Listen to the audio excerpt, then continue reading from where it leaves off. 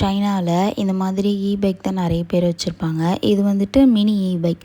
வந்த புதுசில் பார்த்திங்கன்னா உட்காரது கொஞ்சம் கஷ்டமாக இருந்துச்சு. இப்போ பரவாயில்ல, பழகிடுச்சு. இன்றைக்கி வந்து எங்கே போகிறோன்னா, பக்கத்தில் இருக்க ட்ரீம் சென்டர்னு சொல்லிட்டு ஒரு மாலுக்கு தான் போகிறோம். இன்றைக்கி வந்து நாங்கள் 3 பேர் தான் போயிருந்தோம். ஃப்ரெண்ட்ஸ்லாம் யாரும் வரல. என்ட்ரன்ஸ்லேயும் வந்து இந்த மாதிரி நிறைய ஃபுட் ஸ்டால்லாம் நிறைய இருந்துச்சு. சரி, ஏதாச்சும் ஒன்று வாங்கி ட்ரை பண்ணலான்னு சொல்லிட்டு இங்கே இந்த சிக்கன் சாசேஜ் தான் வாங்கியிருந்தோம்.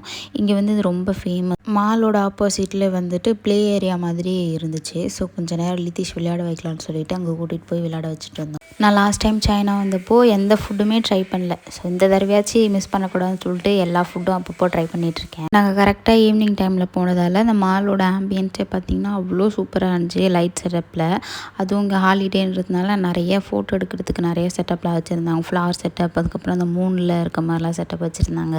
மால்லாம் ஃபுல்லாக சுற்றி பார்த்துட்டு நாங்கள் டேரெக்டாக கீழே வந்து சூப்பர் மார்க்கெட் போயிட்டோம். இங்கே இருக்க எல்லா மால்லையுமே மோஸ்ட்லி வந்து பேஸ்மெண்ட்டில் சூப்பர் மார்க்கெட் இருக்கும். இப்போ மழை காலம் ஆரம்பித்ததால் கொஞ்சம் விலையுமே அதிகமாக தான் இருக்குது.